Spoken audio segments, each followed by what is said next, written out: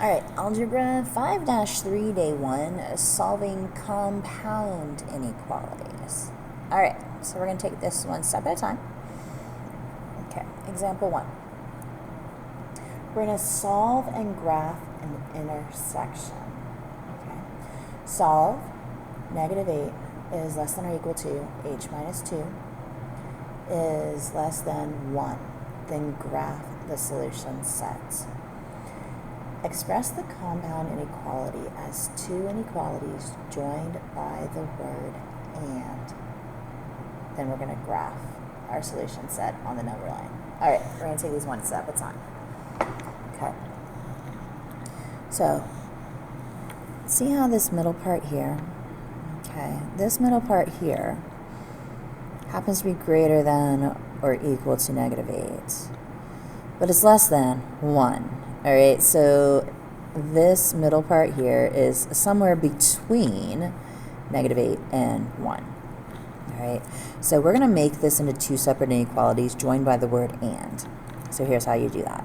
So this part on the left, -8.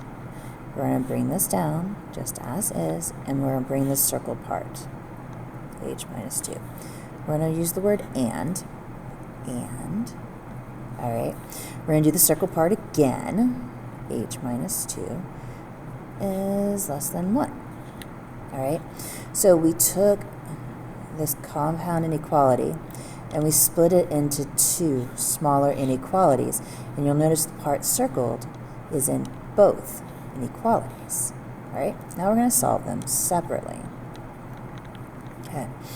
So we're trying to isolate h, so we're going to add 2 on both sides.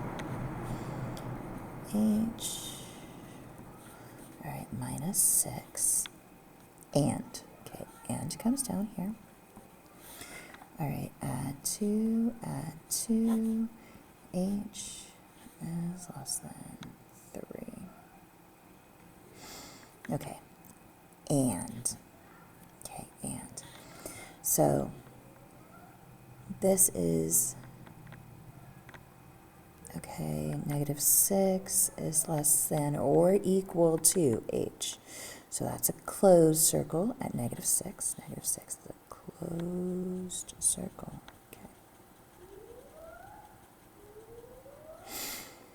Now h is greater than, so we're going to go towards this way.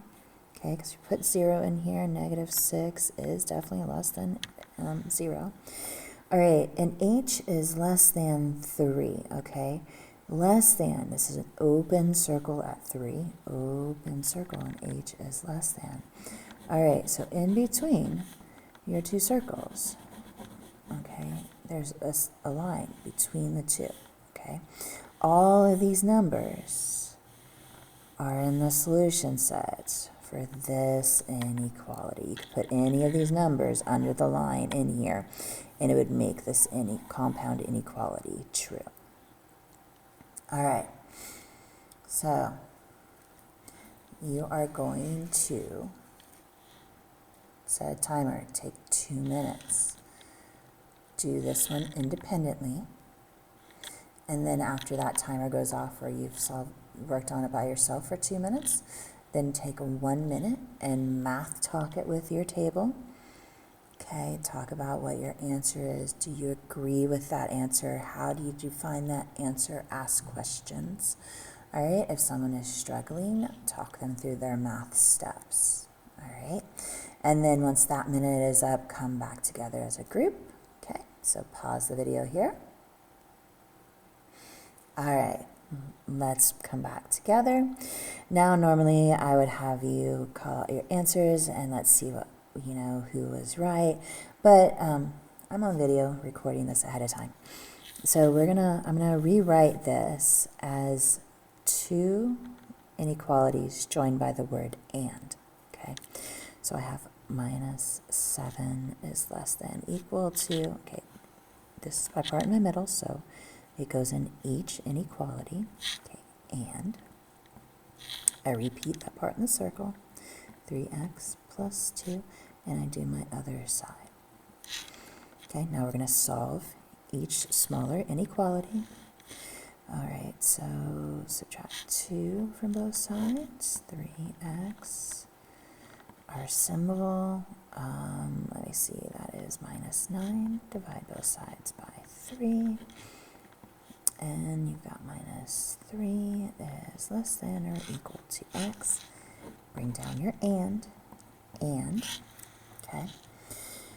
-2 on both sides, 3x less than or equal to 3, divide by 3, x is less than or equal to 1. Okay, so and. Okay, -3 is less than or equal to x. So this would be a closed circle at -3. So halfway between -2 and -4. We're going to put a closed circle. Okay. And x is greater than -3. So we're going to go this way. And then x is also, and x is less than equal to 1. So this is a closed circle at 1, which is halfway between 0 and 2. Okay, x is less than, so it is a line between your two closed circles this time.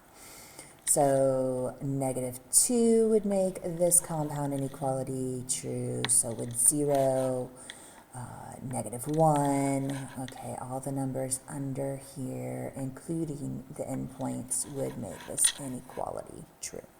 Okay, let's check on the back. Okay, so let's apply some compound inequalities. Let's see what we have. Oh, cereal again. We talked about cereal before. All right, a cereal manufacturer distributes cases of cereals to grocery stores. Each case contains 12 boxes of cereal. Okay. In order to pass the manufacturer's quality assurance test, the case must weigh between 336.4 ounces and 331.6 ounces. Okay, there's our range. Which includes 34 ounces for the weight of the case's cardboard box. Okay. Write an equality that describes the weight of the box of cereals. Weight of a box of cereal. Wait, did it tell us how much a box of cereal is? No, so that's my variable right there. We got 12 boxes, but we don't know how much the boxes are. Okay. So we have, we know we have, each case contains 12 boxes of cereal. Okay. We've got that. And we know we're somewhere in between 336.4 ounces and 331.6 ounces. All right. And this includes, 34 ounces for the weight of the case's cardboard box. Okay, so the cases are in a cardboard box, and that cardboard box weighs 34 ounces. All right, so we don't know how much each individual box weighs. That's what we're trying to describe. Okay, so we're going to say C equals the weight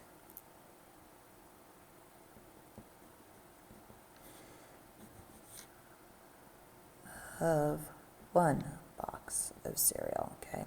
A box is one box of cereal. All right, so we want to make this a compound inequality. Okay, got it. All right, so we have got, we've got 12 boxes of cereal. So those cereals have weight. So we've got 12C. Okay, so 12 boxes of cereal go into a bigger cardboard box, okay, and that cardboard box weighs 34 ounces. So we have the 12 boxes of cereal plus the 34 ounces of the cardboard box, okay. because these weights include the 34 ounces for the weight of the cardboard box, okay? So we are including that. So we have our 12 individual cereal boxes plus the box that they pack them in, okay? So that range is between, all right? So it is between, okay, here and here. So this is the biggest number, okay, 336.4. So it could weigh that or be less than, okay, right? Yes, okay. So it could be the smaller number, okay. Wait, I think did I do that right? Okay, so it could be equal. That part's the easy part. Okay, so this here has to be greater.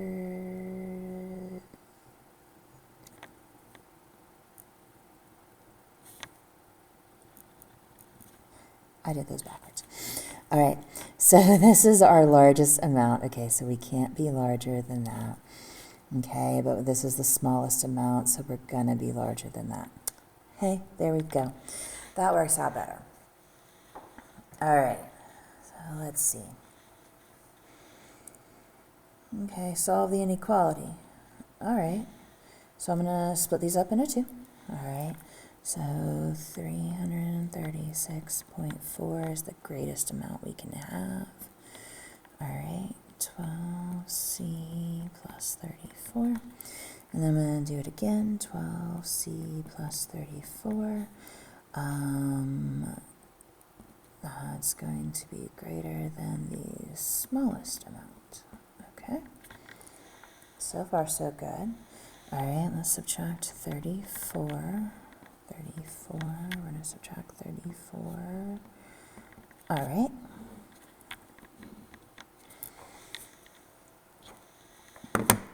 So, wait, I can do this one. 302.4, 12c.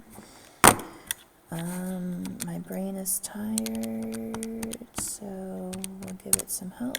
There we go, 297.6.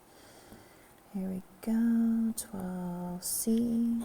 Okay, let's divide by 12, right? Okay. So we have got 302.4 divided by 12. 25.2. Okay, so 20. Missed our word and.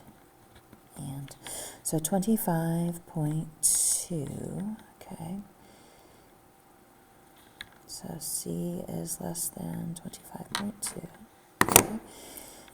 And let's do our and. C is greater than or equal to, oh, missed part of my sign. 297.6 divided by 12. 24.8. All right. So C, so the highest is 25.2, so a little over 25, and it's closed. Okay. C is less than that. All right. Oh, wait, we have points in here, so that's 2, 4, 6, 8, 10. Oh, here we go, right here.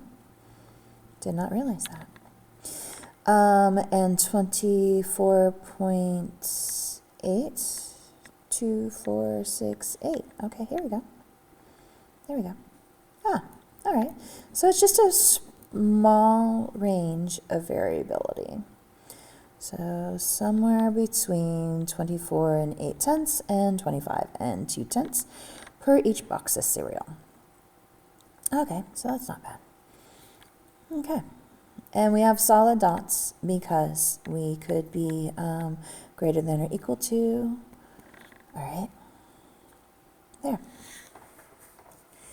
It probably would have been better if I had flipped these and then my original signs would have been correct. Just saying. All right. So there you go.